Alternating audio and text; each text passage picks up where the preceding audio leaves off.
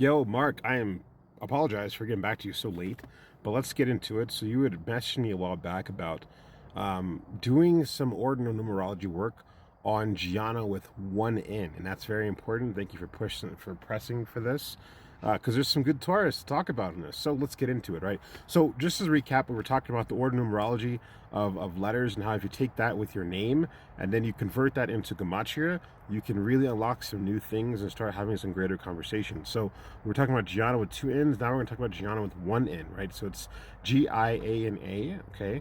And so, of course, the order numerology uses the order of the letters, the English alphabet. And if you've got your own alphabet system, a different language, try that out and see how it works. I don't know how it works from beyond English and beyond Hebrew. But anyways, so Giana, the gematria, the sum of it is going to be 32. Now we're talking about the name that origins from Yehochanan, right? Or Yehochanan, respectively. But we're just going to stick with Yehochanan, right? This is the Giana comes from the feminine version of John, okay? Excuse me. So now we're going to talk about the way 32 relates back to the story. It's really fascinating. So Giana invites us to have an interesting discussion. Let's get into it. So one of the cool things about Giana is that it's kind of funny. It's actually an anagram for the word again in Hebrew or in English, right? So again means to repeat something, right? Usually it's something you've already done before, right? Not doing something a second time, but doing it with a renewed interest, right? It's something that repeats. So at least it can be if you wanted to, right? But again, essentially the idea is repetition, right? So what's fascinating is that when we see, right? This is really beautiful. When we go into Genesis 32, right now, I got to mention something right now that the idea of chapters and verses was a Christian invention. This is not something native to Judaism, or definitely to the Hebrew itself, right? To the Torah. That's something that Christians invented. So when we're looking at Torah scroll, there are no chapters and verses, right? We go by parshiot, which is like sections of the Torah. So just want to put that in there. But anyways, this is why I mentioned that, because it's very interesting to see the divine providence, right? The divine supervision that comes with even something that was introduced that was foreign, right? So check this out. So the 32nd chapter of Genesis, aka Bereshit, right? Bereshit, has to do with what? It has to do with Lavan, aka Laban, right? Now, what happens? Right at the beginning of this chapter, we find it's the end of this contention between this father and his son-in-law, right? And so it turns out that Laban wishes his family well. He's just made a petition to his son-in-law to say, hey, look, I need you to take care of these daughters. I really love them. I'm just a scared man inside, right? But I can't tell you that, so I'm going to tell you this. Look out for these young women, right? Most people don't know this, but Laban had four daughters. Two was his primary ones. Yeah, with a wife of some sort. I have some theories on that one. Could have been Zuleika. But anyways, so Rachel and Leah are his two primary daughters. But then the handmaidens, right, are Zilpah and Bilhah. And actually, I said that backwards. Bilhah and Zilpah, both older. Anyways, these two are actually half-daughters of Lavan, right? Or so they're more like half-sisters of Rachel and Leah. They were acquired by concubines, okay? Don't ask me how that works. But anyway, so these are actually, they're all sisters. They're just two are just a little lower than the other. So anyways, so to speak there. So anyways, he ends up saying, hey, look, don't take any more wives other than the ones you have right now. Okay, don't take any more wives. You have enough right here. Please treat them well. Okay, great.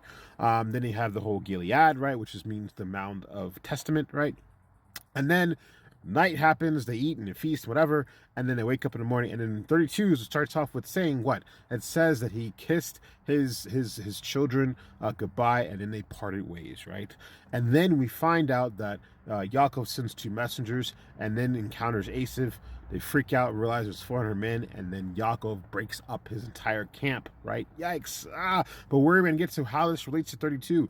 This is really important, because why? Because this is the moment when Jacob again encounters his brother Esav.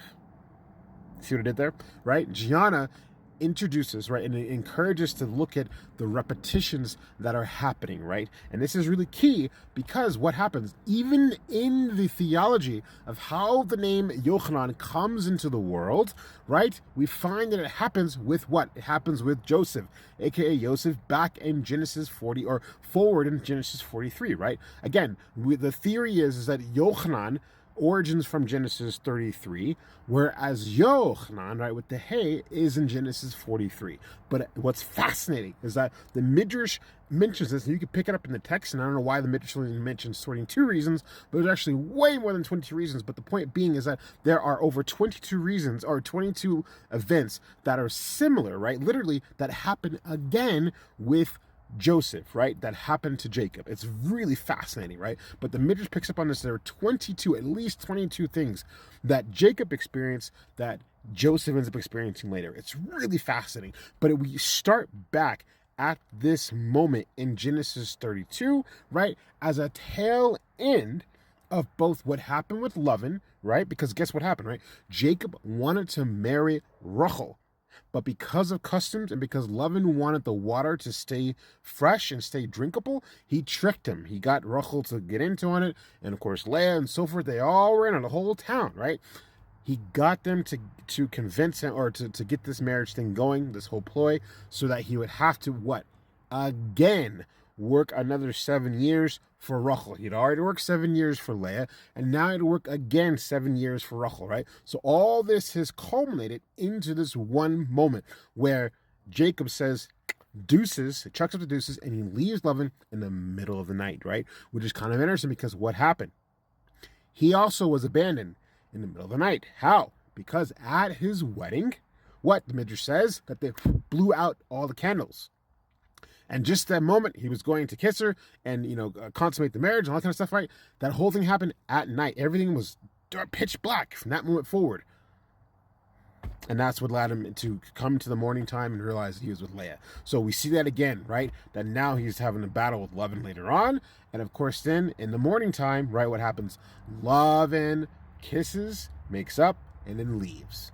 So there's repetition. So Giana types, I'd be really curious to understand what they encounter as far as repetitions, right? Again, an anagram, just rearranging the letters of the name Giana, we find the word again. Hopefully all of that made sense, and thanks for asking.